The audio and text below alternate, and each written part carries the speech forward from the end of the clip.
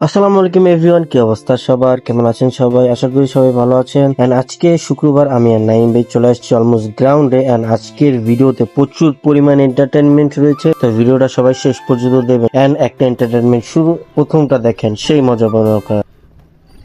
এই এই এ ভাই এই আরে আল্লাহ, ডাহাত ডাহাত ডাহাত। বারবার শুধু আমার উপরেই কেন? এ ভাই, ডাহাত ডাহাত দে, ডাহাতি করে। আমাদের মাঝে চলে আসছে এখন কাল্লু স্পাইডারম্যান।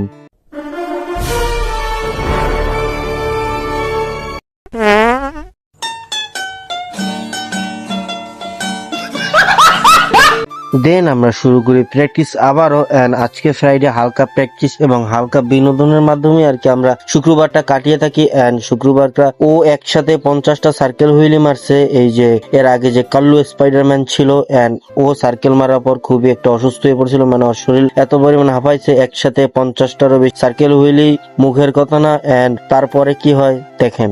तो चलिए शुरू करते हैं। अम्मा बहन पे आ जाऊंगा मैं इनकी।